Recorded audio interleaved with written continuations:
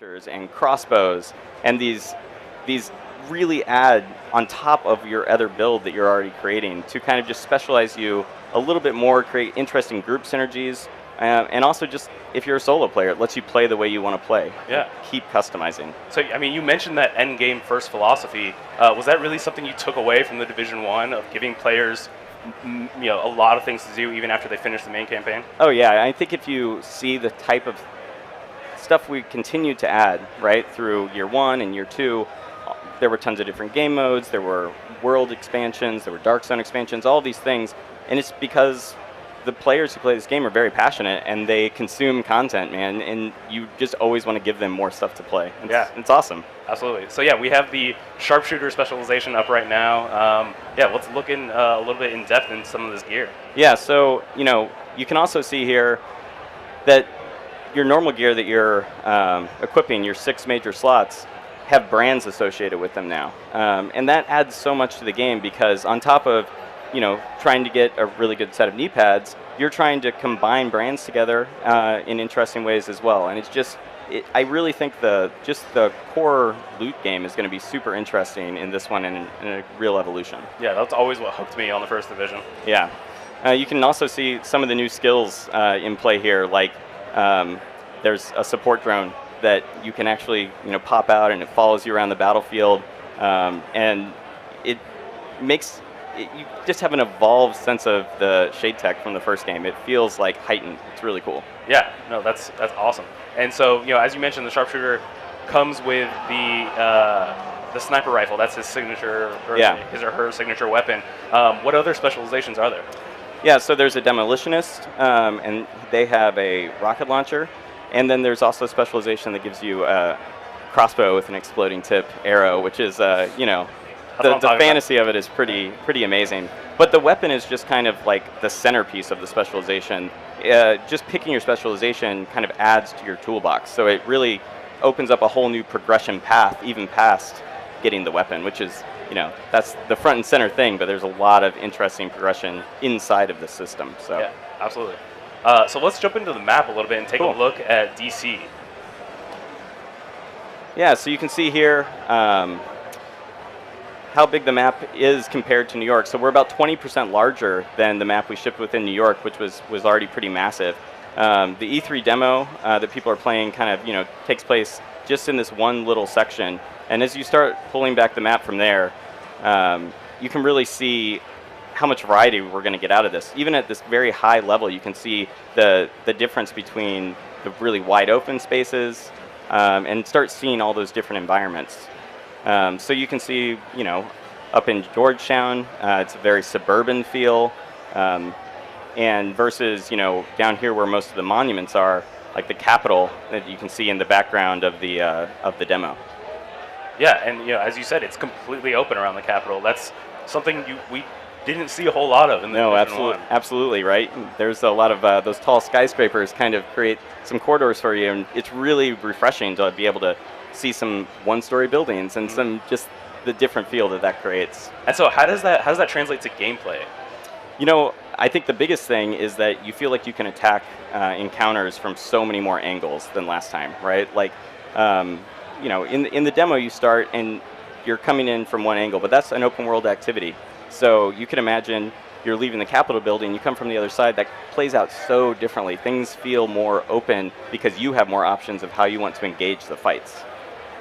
Yeah, and so, I mean, I think that variability is extremely obvious. When we jump into the demo, we'll see it in a little bit. But when you're making all these different, neighborhoods, like you said, there were sort of 2 different ones in the Division 1. Yeah. Now there's many more. How do you go about connecting those? How do you make them all feel part of the same world? Well, the cool thing is, it's all in the city, right? So the city planner kind of did a lot of this for us, and when we bring that in, the fact that we have a nature biome now, right? We have a nature environment that feels totally natural, and is that creates such a different type of gameplay. Taking cover on trees, that's just something that really changes the game at a core level. And it's as you flow between these different environments, you really feel like you're progressing through the city and exploring. I want people, and we all want people who kind of explore this map, to be able to go into DC and kind of have the lay of the land. Yeah, absolutely. And I mean, one of the things that DC is, it's one of the most recognizable cities in this country, obviously, mostly because of its monuments, right? How many of those did you get to put into this game? So, you know, the monuments are a huge deal in DC, right? Like, there's iconic things that we all see so much in pictures and in movies and all these stuff, that if you've even never been to DC, you kind of have an idea of how special, like, you know, the White House is, or the the Capitol building, and all these things. So, you know, a lot of them are in there, and you can see them on the map here. You know, like we have, like a little north here. You know, the White House. Yeah. There's things for Washington you to Monument. explore, find. Washington Monument. You will be able to explore the map and find those things, because, you know, it's the one-to-one recreation, and we want you to really feel like you're in DC. Yeah, and you know, I think if we jump back out of this Lincoln out of the Memorial. map, yeah, obviously Lincoln, Jefferson, Roosevelt Island. Absolutely, yeah. Roosevelt Island really like shows off that natural biome we were talking about. Yeah, totally. And I mean, and then even the Air and Space Museum. We're here. We're looking at another museum, and I love the amount of realism that it feels like you guys put into this, the believability that this is what DC might look like if something like this happened. Yeah, you know, we wanted to make it feel real. We wanted to make it feel like 7 months had passed. We wanted you to feel the heat of what that city is like in summer when it started to flood and it's a little nasty, right? Yeah. But yeah, in the background here you can see the Gallery of Modern Art, and it's those types of things that, you know, like the Air and Space Museum, right? Like exploring the city and really getting to see these monuments up close and personal, you know, in a way that you would never be able to do in reality. Yeah. What I think shows really well here, and what, again, the Division 1 did such a good job of, is that environmental storytelling, that you can walk through an area, a neighborhood, and find out what happened, right? We could see here what exhibition was showing at the Gallery of Modern Art. You know, one really interesting thing is that, you know, the outbreak happened here at Christmas time as well. So we're in the summer, but you still see those remnants of Christmas, like famous Christmas trees that are really up in DC at that time of year are still there, but they're dead and their ornaments are hanging on them, you know? And you get that sense of no one ever cleaned this up, and time passed and nature came out and all of that stuff. Yeah, it's bad enough faux pas leaving your Christmas tree up at New Year's, let alone well into summer. But yeah, that's a really great point. That the outbreak hits all at the same time.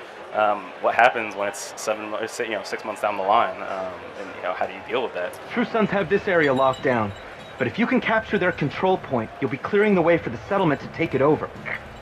So this is, you know, the area we just sort of took a look at, but what's going on in this demo?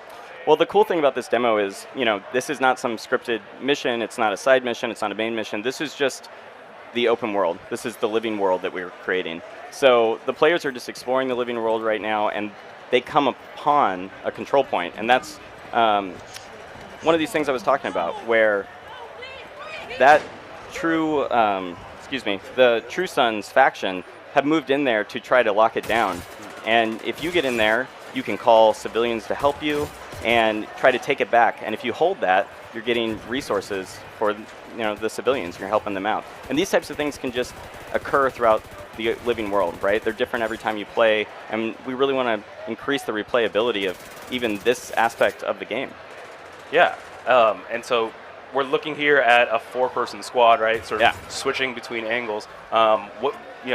Walk us through a bit of what these players are doing, what each specialization might be. Yeah, so I think like the most noticeable thing right off the bat is they're using cover a lot, and that's a core pillar of what we're trying to do. Is, you know, we want to really put an emphasis on the core shooter feel, right? So the lethality is, you really feel it, you want to fight from cover, it feels very tactical, and so you'll see them using a lot of very smart cover and getting kind of flushed out of that cover throughout the demo, right? And having to kind of react on the fly as to what the AI are doing. In terms of their skills, I love the deer. That's one of my favorite. I love the deer. Yeah. I made the mistake of shooting the deer in my demo to see if I could, and I felt so guilty. It broke your heart. It did. It did. People, don't shoot deers. Yeah. Don't do it, even in game. But anyway, if we look at their actual loadouts, right? We can see here deploying a skill. They've thrown this hive out, and you can see this is one of the new skills that kind of shoots out these little micro drones that seek out targets. Kind of, once again, just like a new toolbox for you to play with. Here we're using another one of the new skills that lets you throw out this kind of explosive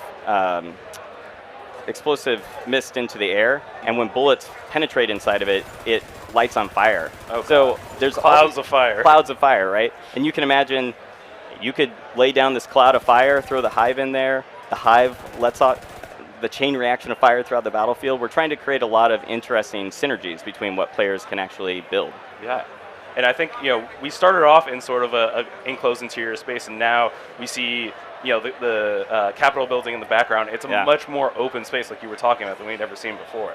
Yeah, absolutely. I think even that first building we went through, you could have come in through the second story or the bottom and attacked from all these different angles, and it feels like you have options. But then you get into an environment like this, and you could completely 360 flank around this space. There's tons of different tactical positions, and I really think it's going to add to the replayability of the game. I'm really excited about it. Yeah, and you're totally right. Just even seeing here trees and grass and greenery, in the hot DC summers feels like a total change of pace for the Division. That guy just got some sick loot out of that supply drop that was stuck up in the tree. We're trying to hide a lot of stuff like that around the space, which is cool. Yeah, so I mean, the environments are worth exploring too. Yeah, right? exactly. Yeah, you wanna pay attention and look around. Not only pretty, but they got loot. That's what this is really about. Just give me more loot. Yeah, right. Yeah. So here you can see, the control point is up. The True Sons have captured it. When you go in, you could totally try to take this control point back on your own, or you could call in nearby allies. So you shoot off a flare, and that actually calls civilians to come and support you and try to take this back, and then they'll hold it. And they're really out there, and they really have to travel to this space, and it's all part of this living world simulation. That's awesome to hear. Yeah. So, I mean, we're looking at a 4-player team right now. Yeah. But of course, you can play this all by yourself. So if you need a little support, yeah, absolutely. shoot that flare up, right? You got Yeah, and you can kind of get into position, shoot off the flare, see them approaching, wait to attack until they're there, and kind of really plan out your attack in a more strategic way. Yeah, that's awesome. So here they're fighting the True Sons. What's important about this point? Why is it a control point? So each of the control points, there's lots of them littered all around the environment, but they're places that would have some sort of resource that these factions and these settlements need. So it might be water supplies or food, or there's varying things that they go after. But yeah, each environment has something that these factions want out of it. And this one on top of it is, an amazing crashed Air Force One, which kind of does add to the spectacle. Oh yeah, certainly. What I think what's cool that we're seeing here too. Yeah, you'll see the task force has just arrived from when he kicked it in. Sorry to. No, absolutely. But we get all these different perspectives, and you see how different you can play. You can be right up there in the middle with a shotgun, Like this person just pulled out their specialized weapon, which is the grenade launcher. And you actually have to collect special ammo for that. So you'll be collecting special ammo for your weapon as you play, and and then using it at really the right moment, right? So it's these big explosions of power that are super impactful on the battlefield. Yeah, we just saw the drone there as well. Yeah, this person just pulled out their 50 cal sniper rifle. It's pretty meaty. Take a look at the map overall. So why don't we jump into that? Yeah, cool. So this is the start of the demo that players can play on the show floor. So you can kind of see here, right away, summer, very different kind of environment. You can almost feel the heat. And if I jump into my inventory, you can start seeing some of the changes we made to that nitty-gritty part of the RPG.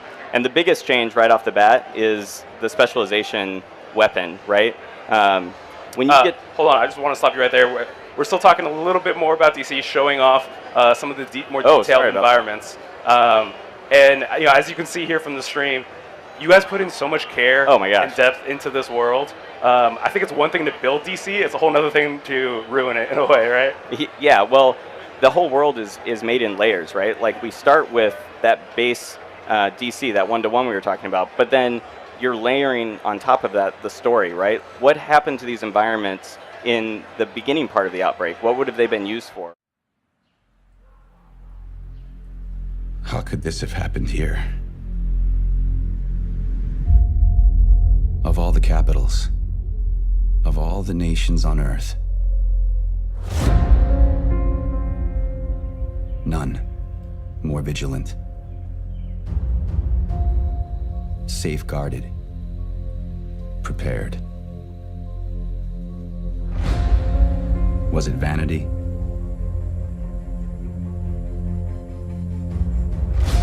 Bad luck? Or something more sinister?